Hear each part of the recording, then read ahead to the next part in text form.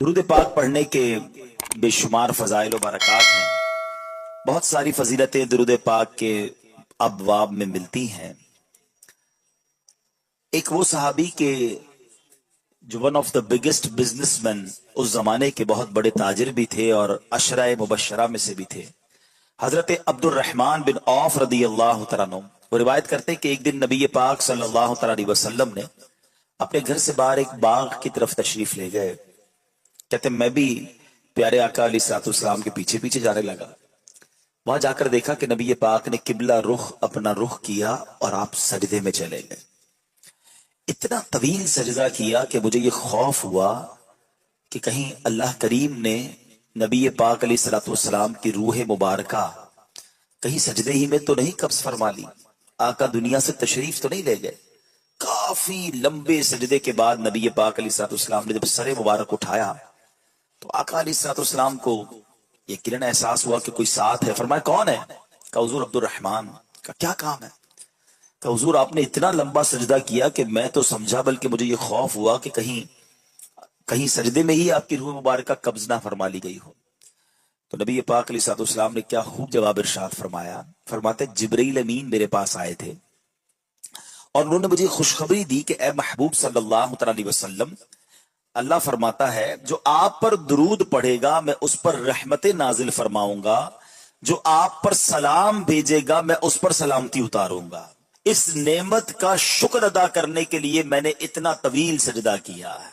اللہ اکبر۔ ذرا سوچیں، ہم درود پڑھیں آقا پر، اللہ فرماتا ہے میں اس پر رحمت نازل فرماؤں گا، جو سلام بھیجے اللہ اس پر سلامتی نازل فرمائے گا۔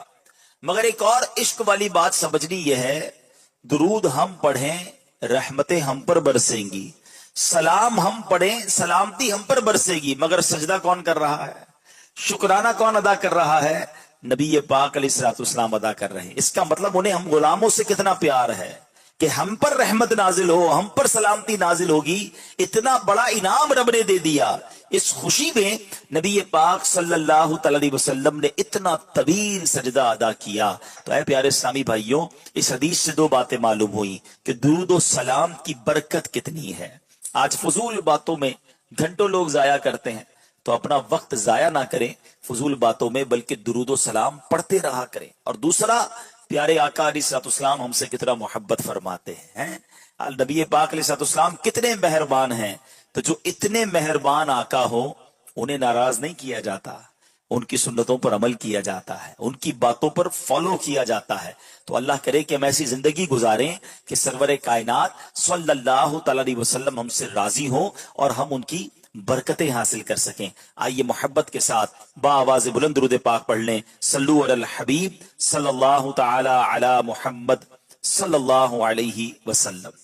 آج جس موضوع پر چند مدنی پھول میں نے پیش کرنے ہیں، ہمارے صحابہ، ہمارے اسلاف، ہمارے بزرگان دین اللہ کے مبارک کلام قرآن پاک سے کتنے اٹیچ تھے، ان کا دل کیسا قرآن میں لگتا تھا، وہ قرآن کو سمجھتے کتنا تھے اور پھر اس کی تلاوت کیسے کرتے تھے۔ اور آج کے اس دور میں ہمارا قرآن پاک سے تعلق کیسا ہے، اس بارے میں کچھ جاننے کی کوشش کریں گے۔ پیارے آقا علیہ الصلوۃ والسلام نے جب اعلان نبوت فرمایا تو ہر طرف سے ظلم و ستم کی آندھیاں بڑھنے لگیں، مسلمانوں کو جینا مشکل کر دیا گیا، جو اسلام لاتا اس کو مارنا شروع کر دیتے۔ ذرا سوچیں، ہم مسلمان ہیں اور آج اجتماع کر رہے ہیں، ہمیں کوئی پرابلم نہیں اللہ رسول کا نام لینے پر، مگر ایک وقت وہ تھا جب رب کا نام لینے پر مارا جاتا تھا، جب کلمہ پڑھنے پر لہو لہان کر دیا جاتا تھا۔ تو اس مشکل دور میں نبی پاک نے صحابہ کو حبشہ کی طرف ہجرت کرنے کی اجازت عطا فرمائی۔ حبشہ کہاں ہے؟ آج کے دور میں حبشہ دنیا کے نقشے پہ دیکھیں تو حبشہ نام کا کوئی ملک تو نظر نہیں آتا۔ تو ایکچولی جو حبشہ ہے وہ ایتھیوپیا ہے۔ ایتھیوپیا جو ہے وہ اس زمانے میں حبشہ تھا جو افریقہ کا ملک ہے، اور مسلمانوں نے جو سب سے پہلی ہجرت کی تھی وہ حبشہ کی جانب کی تھی، اور حبشہ ہی وہی جگہ ہے کہ جہاں سے حضرت بلال حبشی بھی آئے تھے، اور یہی وہ جگہ ہے جہاں وہ نجاشی بادشاہ بھی تھا۔ اچھا، اب ہوا یہ کہ جب حبشہ میں نجاشی بادشاہ کی حکومت تھی، اور نجاشی جو بادشاہ تھا رحمت اللہ تعالی علیہ، اس نے صحابہ کرام کو اپنے دربار میں بلایا، اور وہاں ہوا یہ کہ جب صحابہ پہنچ گئے نا تو ان کفار مکہ کو چین نہیں آ رہا تھا کہ یہ ہمارے چنگل سے نکل گئے ہم تو ان کو مارنا چاہتے تھے، یہ افریقہ پہنچ گئے۔ تو وہ ظالم وہ بھی افریقہ پہنچے، وہ بھی حبشہ پہنچے، اور نجاشی بادشاہ سے کہتے ہیں کہ ہمارے کچھ مہمان، ہمارے کچھ مجرم تمہارے پاس آ گئے، بھاگ کر آگے واپس کرو۔ تو نجاشی بادشاہ نے کہا اچھا ایسا ہے، تو مسلمانوں کو بھی بلایا۔ اب اسی دربار میں کفار مکہ بھی موجود ہیں، دشمنان اسلام بھی موجود ہیں، اور نجاشی بادشاہ بھی موجود ہیں۔ اب مسلمان آ گئے۔ اب نجاشی بادشاہ نے کہا کہ تمہارا پیغام کیا ہے، تم نے ایسا کیا کیا جس کی وجہ سے یہ کفار مکہ تمہارے خلاف ہیں؟ تو نجاشی بادشاہ سے صحابہ نے کہا ہم آپ کو قرآن پڑھ کر سناتے ہیں، ہم اللہ کا کلام آپ کو پڑھ کر سناتے ہیں۔ چنانچہ حضرت جعفر رضی اللہ تعالیٰ عنہ نے نجاشی بادشاہ کے سامنے سورہ مریم کی تلاوت فرمائی، اور کیا کمال کی صورت آپ نے چوز کی، کیونکہ وہ اس وقت عیسائی تھا، وہ عیسائی مذہب کو ماننے والے تھے۔ تو حضرت عیسیٰ علیہ السلام کے بارے میں اسلام کیا کہتا ہے اور کیا اسلام کی تعلیمات ہیں، وہ حضرت جعفر نے ان کے سامنے تلاوت کی۔ جیسے ہی آپ نے تلاوت کی، وہ پرسوز تلاوت تاثیر کا تیر بن کر نجاشی بادشاہ کے دل میں اتر گئی۔ آپ تلاوت کرتے جاتے تھے، وہ پھوٹ پھوٹ کر روتا جا رہا تھا، اور اس نے جملہ کہا کہ قرآن اور جو انجیل ہے یہ ایک ہی نور کے دو چراغ ہیں، ایک ہی نور کی ہدایت ہے، اور یہ ہمیں وہی رب کی طرف بلانے والے کلام ہیں۔ اس واقعے کے بعد نجاشی بادشاہ نے اپنا ایک وفد بھیجا نبی پاک علیہ السلام کی بارگاہ میں۔ اس وفد میں 70 افراد تھے۔ یہ لوگ جب نبی پاک کے پاس پہنچے تو اب سرور کائنات علیہ السلام نے ان کے سامنے یاسین شریف کی تلاوت شروع کر دی، اور جب انہوں نے یاسین شریف سنی تو اللہ کا پاکیزہ کلام سن کر یہ سارے لوگ بھی زاروں کے تار رونے لگے۔ یعنی پہلے کے لوگ قرآن سنتے تھے، قرآن ان کے دل پر اثر بھی کرتا تھا، اور ان کی آنکھوں سے آنسو بھی روانہ ہوتے تھے۔ جب یہ لوگ رونے لگے نا تو ان کی شان میں قرآن کی آیت نازل ہوئی۔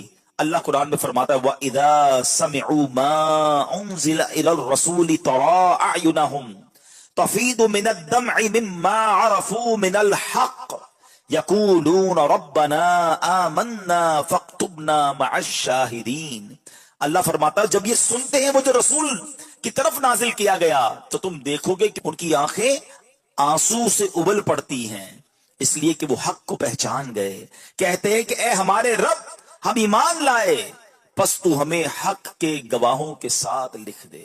یعنی کیسے لوگ تھے کہ جب قرآن سنتے تھے تو ان کی آنکھوں سے آنسو نکلتے تھے۔ یاد رہے کہ تلاوت قرآن پڑھنا، کرنا اور اس وقت آنسو بہانا یہ سعادت مندوں کا طریقہ ہے۔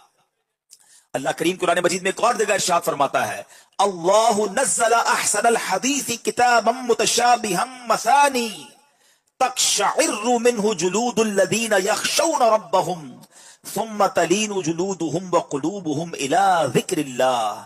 اللہ قرآن میں فرماتا ہے اللہ نے سب سے اچھی کتاب اتاری کہ ساری ایک جیسی ہے، بار بار دہرائی جاتی ہے، اس سے ان لوگوں کے بدن پر بال کھڑے ہو جاتے ہیں، ان لوگوں کے بدن پر بال کھڑے ہوتے ہیں جو اپنے رب سے ڈرتے ہیں، پھر ان کی کھالیں اور دل اللہ کی یاد کی طرف نرم پڑ جاتے ہیں۔ حضرت اسماء رضی اللہ تعالی عنہا فرماتی ہے صحابہ کرام کی حالت یہ تھی کہ جب ان کے سامنے قرآن تلاوت کیا جاتا تو ان کی آنکھوں سے آنسو جاری ہو جاتے، ان کے رونگٹے کھڑے ہو جایا کرتے تھے۔ یہ ہے قرآن سننے کا صحیح طریقہ، یہ ہے قرآن سے محبت کا انداز کہ آنکھوں سے آنسو بہیں اور جسم پر ایک کیفیت طاری ہو جائے۔